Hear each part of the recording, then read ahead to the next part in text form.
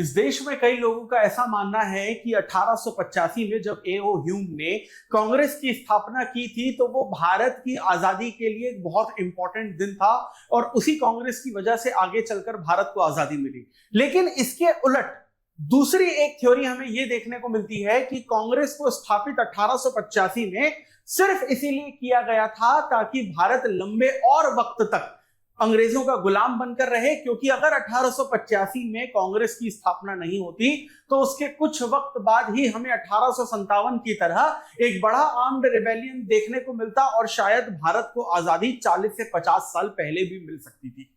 और इसी कंसेप्ट के कॉन्ट्रडिक्शन से एक नई थ्योरी निकल कर आती है। वैसे तो उस वक्त की नई थ्योरी निकल कर आती है जिसे हम सेफ्टी वॉल्व थ्योरी के नाम से जानते हैं। तो अगर कांग्रेस स्थापित हुई है तो इसके फेवर में जो लोग थे उनका क्या कहना था, जिसे हम नरम दल के लोग कहते थे, और कांग्रेस में रहकर जो रेडिकल्स कहलाते थे जिन्हें हम गरम दल के नेता मानते थे, उनका क्या कहना था, और सेफ्टी वॉल्व थ्योरी का क्या मतलब है और इसका डायरेक्ट कनेक्शन कांग्रेस के 1885 के एस्टैब्लिशमेंट से क्या है। इसी चीज को आज के इस वीडियो में हम डिटेल में और आसान भाषा में समझने की कोशिश करेंगे। Welcome to Chahal academy, this is Anubhav दीपानी।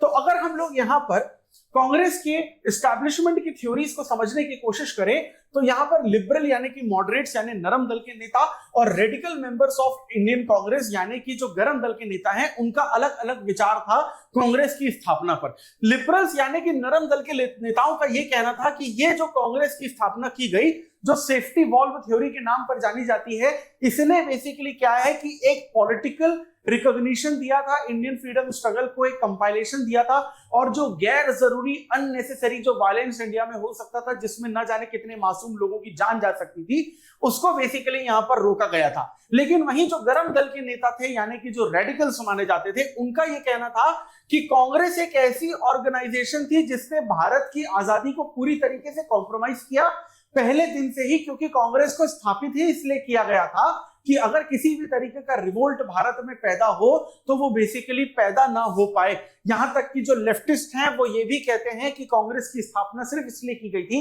क्योंकि वो ब्रिटिशर्स का समर्थन करना चाहते थे, कैपिटलिस्ट और पूंजीवादियों का समर्थन करना चाहते थे और भारत की जो गरीब जनता थी उसके अगेंस्ट ये काम करना चाहते थे। अब अगर इसमें हम लोग लाला लाजपत राय के पॉइंट ऑफ व्यू को समझने की कोशिश करें तो लाला लाजपत राय का यह कहना है कि कांग्रेस का भारत की आजादी से किसी भी तरीके का कोई लेना देना नहीं था। कांग्रेस भारत की आजादी कराना तो छोड़िए, लेकिन ब्रिटिश एम्पायर के तलवे चाटने के लिए बनी थी और वो ये चाहती थी कि ब्रिटिश एम्पायर और लंबे वक्त तक सरवाइव कर सके। ये खुद लाला लाजपत राय ने कहा है, जो कांग्रेस के एक वक्त पे नेता थे, गरम दल के नेता माने जाते थे। इसके बाद आर दत्त का ये कहना है कि कांग्रेस को बेसिकली इसीलिए क्रिएट किया गया था ताकि जो मास डिसकंटेंट है वो बस चैनलाइज हो जाए, लेकिन असली किसी भी तरीके का रिवॉल्यूशन या क्रांति भारत में ना आ पाए और भारत में किसी भी तरीके की आजादी का परचम जल्द से जल्द न लहराया जा सके। इसके अलावा अगर हम लोग आरएसएस चीफ गोलवरकर जी की बात यहां पर करते हैं तो उनका यह कहना था कि ये जो सेफ्टी वॉल्व थ्योरी है वो बेसिकली पूरी तरीके से एक धोखा है, छलावा है, क्योंकि इंडियन नेशनल कांग्रेस खुद एक तरीके से देशद्रोही थी, यानी कि वो पूरी तरीके से एंटी नेशनल थी और इंडियन फ्रीडम के इंटरेस्ट के अगेंस्ट काम करती थी। लेकिन इसी सेफ्टी वॉल्व थ्योरी के फेवर में भी हमें बहुत सारे लोग देखने को मिलते हैं, जैसे कि अगर हम लोग अलग अलग लिबरल्स के पॉइंट ऑफ व्यू की यहां पर बात करें तो इनका यह कहना था कि इंडियन नेशनल कांग्रेस को इसलिए स्थापित किया गया था क्योंकि अगर फिर से कोई हिंसा से भरा कोई रिवॉल्यूशन होता जिसमें इंडिया में फिर से ब्लड बाथ देखने को मिलता, खून की नदियां बहती, तो उसको कम से कम यहां पर रोका जाना जरूरी था, क्योंकि मासूम लोगों की जान जो है वो ज्यादा से ज्यादा यहां पर बचाई जानी चाहिए। और अगर किसी भी तरीके का मास मूवमेंट होना चाहिए तो वो एक पॉलिटिकल तरीके से होना चाहिए, क्योंकि वो आपको एक परमानेंट और long term solution basically provide करता है। और इस पर्टिकुलर लिबरल्स या नरम दल के नेताओं की जो थ्योरी है उसको C.F. एंड्रयूज और गिरिजा मुखर्जी के द्वारा भी सपोर्ट किया गया था। इसके अलावा अगर लिबरल्स में हम लोग फिर से वोमेश चंद्र बनर्जी की यहां पर बात करते हैं तो उनका बेसिकली ये कहना था कि कांग्रेस को स्थापित इसीलिए किया गया था ताकि ब्रिटिश एम्पायर या ब्रिटिश पॉलिटिकल सिस्टम के अगेंस्ट एक ऑपोजिशन की तरह एक पार्टी क्रिएट करना चाह रहे थे, लेकिन ये असली रिवॉल्यूशन नहीं कर सकती थी, ये ऑलरेडी सभी लोगों को पता था। तो ये कॉन्ट्रडिक्शन हमें लिबरल्स और रेडिकल्स के थॉट प्रोसेस के बीच में देखने को मिलते हैं। वहीं अगर हम रियलिटी देखें सेफ्टी वॉल्व थ्योरी की तो सबसे पहले हम लोग ये देखते हैं कि भाई कांग्रेस ये कह रही थी कि पॉलिटिकल रिवॉल्यूशन की जरूरत है, लेकिन कांग्रेस तो बनी थी आपकी 1885 में। अब कांग्रेस का ये कहना है कि इंडिया में पॉलिटिकल रिवॉल्यूशन जो है वो 1885 के बाद कांग्रेस के एस्टैब्लिश होने के बाद ही बनाई गई थी। लेकिन अगर आप सच्चाई यहां पर देखते हो तो 1885 से पहले ही, जिसमें हमें British Indian association, east Indian association, Indian association of Calcutta etcetera, हमें ऐसे पॉलिटिकल ऑर्गेनाइजेशन देखने को मिलते हैं जो वही पॉलिटिकल एसोसिएशन का काम कर रहे थे जो कांग्रेस कर रही थी। तो कांग्रेस की यहां पर जरूरत ही क्या है? एक कॉन्ट्रडिक्शन हमें यहां पर फिर से देखने को मिलता है। अब एओ ह्यूम जो है, खुद ब्रिटिशर्स थे, वो कांग्रेस की स्थापना करते हैं और वो ये कहते हैं कि भैया मैं चाहता हूं कि ब्रिटिशर से आजादी मिल जाए। अब जो ब्रिटिशर आदमी खुद कांग्रेस को स्थापित कर रहा है, वो ब्रिटिशर से कैसे आजादी दिलवाएगा? ये तो कॉमन सेंस के बियॉन्ड या बाहर की बात है। तो यहां पर एओ ह्यूम का ये कहना था कि जरूरी है कि इंडिया में एक तरीके का पॉलिटिकल एसोसिएशन जो है वो हो जाए, और फिर बेसिकली क्या है कि पॉलिटिकल प्लेटफॉर्म अगर इंडिया के लोगों को मिलेगा तो 1857 जैसा ब्लडबाथ दोबारा नहीं हो, अहिंसा और वार्तालाप से, बातचीत से हम चीजों को आसानी से आगे बढ़ा सकते हैं। लेकिन जो डफरिन है, उन्होंने एओ ह्यूम से पूरी तरीके से दूरी बना ली थी जब 1885 में हमें यह देखने को मिलता है कि उन्होंने कांग्रेस को एस्टैब्लिश किया था। अब अंत में हमारे सामने बहुत सारे सवाल आते हैं। मैं सिर्फ आपसे वो सवाल पूछूंगा और आपका क्या जवाब है आपके पॉइंट ऑफ व्यू से, उन जवाबों को कृपया करके यूट्यूब के कमेंट सेक्शन में हमें जरूर बताइए।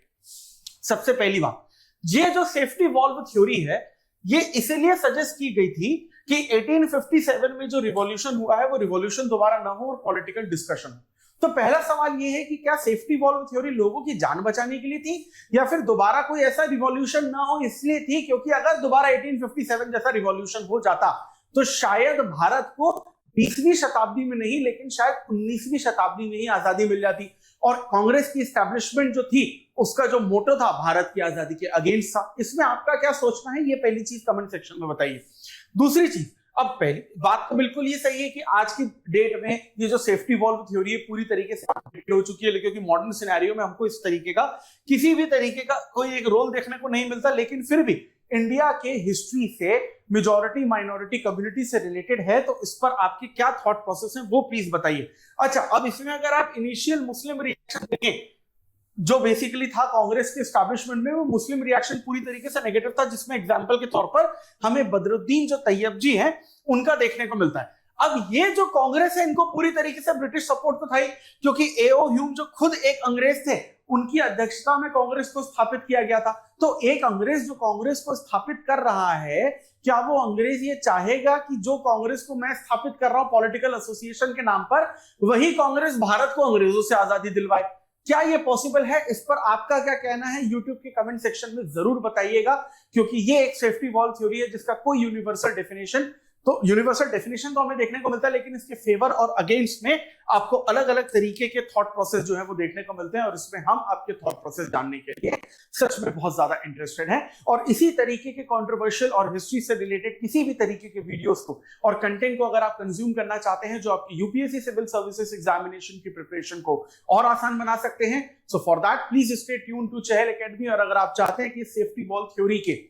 कंट्रोवर्शियल कॉन्ट्राडिक्टरी स्टेटमेंट और आइडियोलॉजी इस देश के हर नागरिक तक पहुंचे, तो इस वीडियो को ज्यादा से ज्यादा लाइक और शेयर करिए और सब्सक्राइब करिए यूट्यूब चैनल को चहल एकेडमी के। This is Anubhav Dipani signing off. I will see you in the next video. Thank you very much.